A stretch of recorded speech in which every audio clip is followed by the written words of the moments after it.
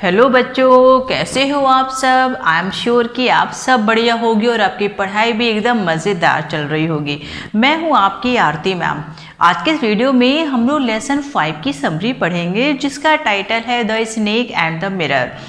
इसकी स्टोरी बहुत ही बढ़िया है। आपको टाइटल से ही समझ में आ रहा होगा, the snake and the mirror, मतलब कि इसमें एक स्नेक और एक मिरर की स्टोरी है।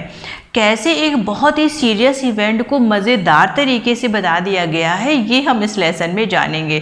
तो ज़्यादा टाइम वेस्ट ना करते हुए आइए सीधा चलते हैं इस लेसन की तरफ। लेकिन हाँ, अगर पहली बार आप मेरे वीडियोस को देख रहे हैं तो प्लीज़ वीडियोस को लाइक करिए, चैनल को सब्सक्राइब करिए और अपने फ्रेंड के साथ भी शेयर करिए। तो आइए शुरू करते हैं।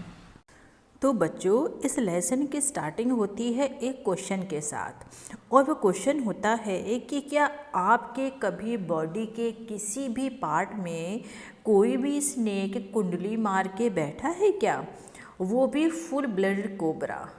ये क्वेश्चन के साथ इस लेसन की स्टार्टिंग होती है। ये क्वेश्चन पूछा किसने था?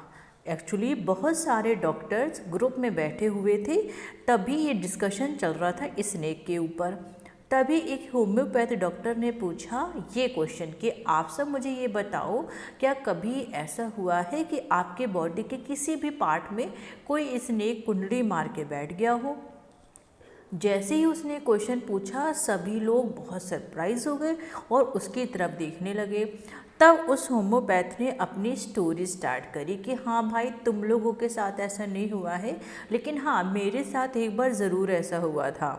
अब वो बताता है कि गर्मियों की रात थी, बहुत ज़्यादा गर्मी हो रही थी। वो करीब लगभग 10 बजे अपने रूम पे वापस आया।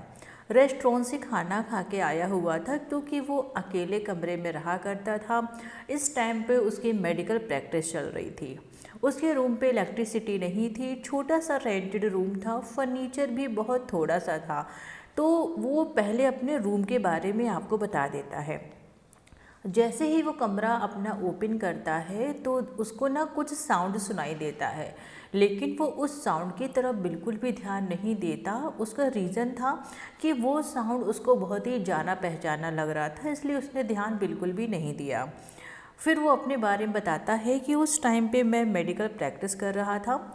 मेरे पास चीज़ें बहुत ज़्यादा नहीं थी। मेरे पास एक सूटकेस था जिसमें कि कुछ शर्ट्स रखे हुए थे, धोतीस रखी हुई थी। मेरे पास एक ब्लैक कलर का कोट था जिसको मैंने अभी पहना हुआ था, और ये मेरे पास एक वेस्ट थी जो कि बहुत ज़्यादा वाइट तो नहीं थी। और मेरे पास सिर्फ 60 रुपीज़ थे मेरे टाइम पे, क्योंकि मेरी अर्निंग बहुत ही कम थी इस टाइम पे।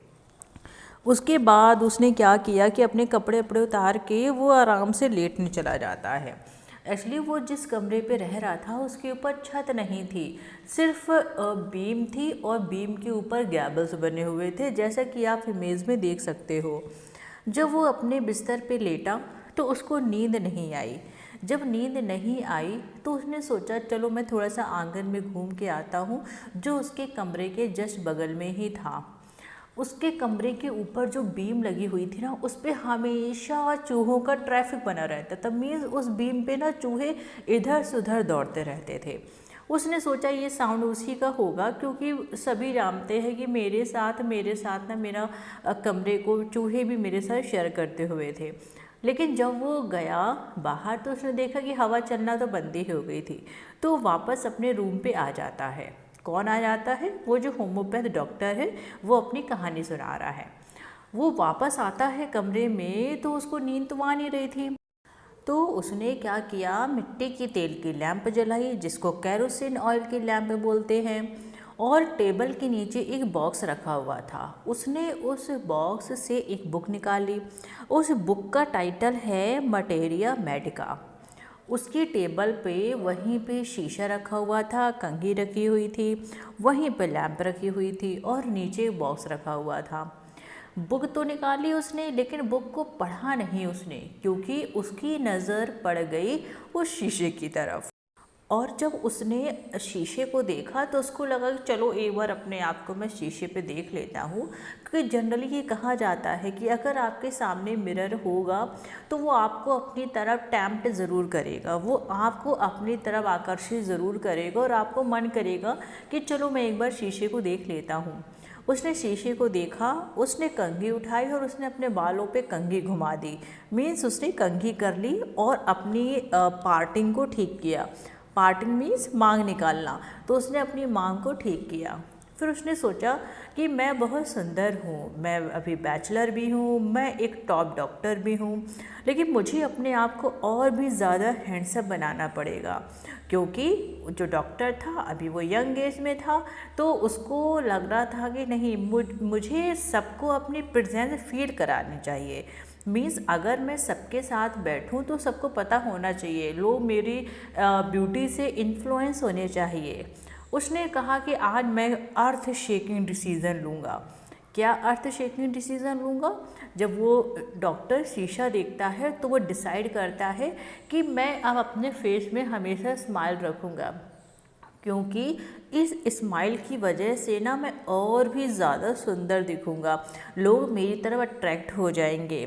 फिर वो कहता है कि नहीं, मुझे ना पतली पतली मूछें भी रखनी चाहिए अपने फेस पे, मीन मुस्टैच भी रखनी चाहिए।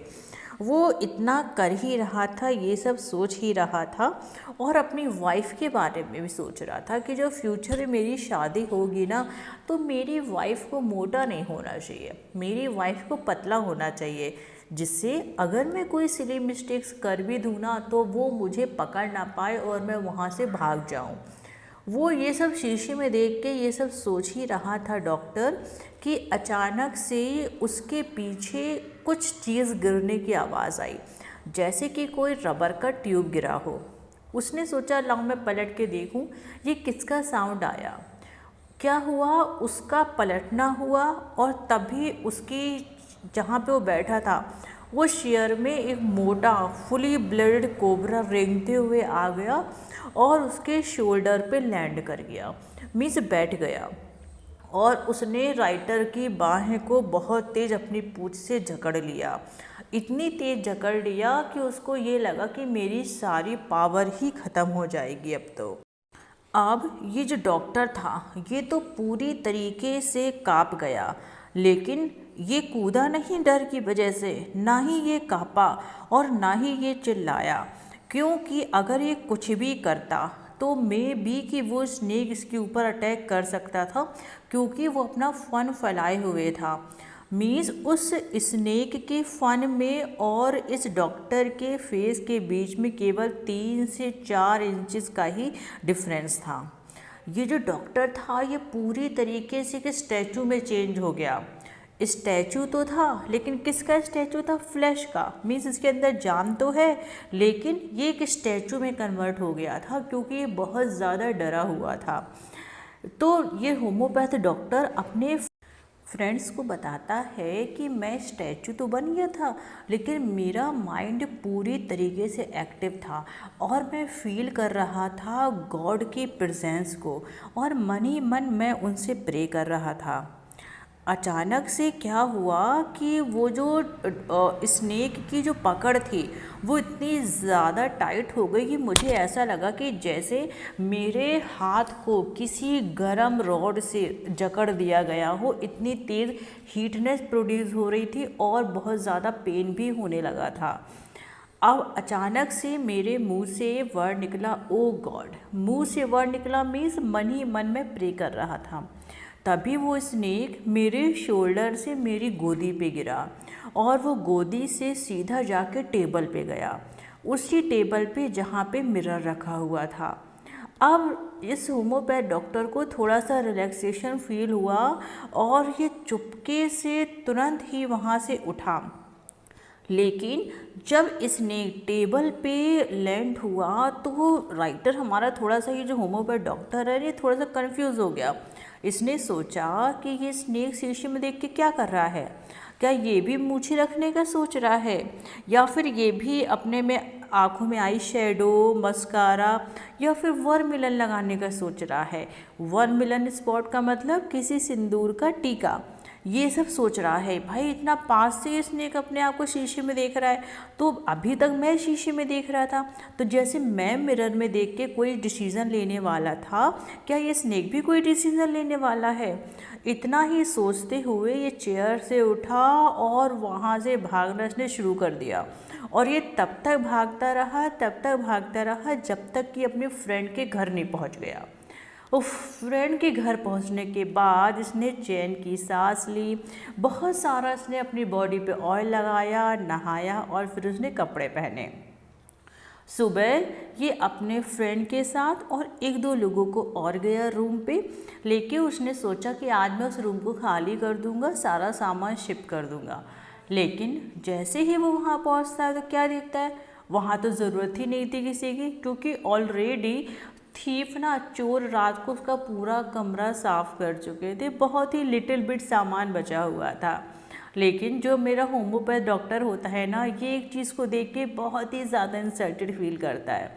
वो क्या चीज़ थी? वो चीज़ थी इसकी गंदी सी वेस्ट मीन्स वो जो लड़के बनियान पहनते हैं, वो वेस्ट बहुत ही गंदी थी। तो उसने सोचा अरे भाई ये जो थीफ आया था ना, ये भी बड़ा हाइजीनिक होगा, बड़ा सफाई से रहने वाला होगा, तभी मेरी गंदी सी बनियान छोड़ गया। अरे बेवकूफ़ था, ले जाता, पानी और साबुन से धुल लेता, फिर उसको यूज़ कर लेता, और इसके बाद ही ये स्टोरी फिनिश हो जाती है। जब बच्चों ये जो होम्योपैथ डॉक्टर था, जब ये कहानी अपनी सुना रहा था ना ये स्नेक वाली अपने कलीग्स को, तो उन्होंने इससे क्वेश्चन और भी पूछा था कि तुमने अपनी वाइफ के बारे में नहीं बताया, तुम ये बताओ कि तुम्हारी वाइफ कैसी है, मोटी है या फिर पतली है? तो होम्योपैथ डॉक्टर हंसते हुए उसने आंसर दिया था, अरे भाई मेरी वाइफ पतली है, और इतनी पतली है ऐसा लगता है कि जैसे वो गॉड गिफ्टेड एथलीट हो। मैं गलती करके भागूं ऐसा तो हो ही नहीं सकता। और इसके बाद ये लेसन यहाँ पे फिनिश हो जाता है। तो आई एम श्योर बच्चों कि आपको समझ में आया होगा कि स्नेक एंड द मिरर। पहले वो हमारा जो होम्योपैथ डॉक्टर होता है वो मिरर में देख के बहुत सारे डिसीज़न लेता है, फिर स्नेक आ जाता है तो स्नेक मिरर में देख के डिसीज़न लेने लगता है। और इस तरीके से ये दोनों ही कुछ डिसीज़न लेते हैं। बाद में जो हमारा राइटर होता है, होम्योपैथ डॉक्टर होता है, वो वहाँ से भाग जाता है और स्टोरी फिनिश हो जाती है। तो आई एम श्योर कि अब आपको समझ में आ गया होगा। तो आज की वीडियो में बस इतना ही। Thank you so much.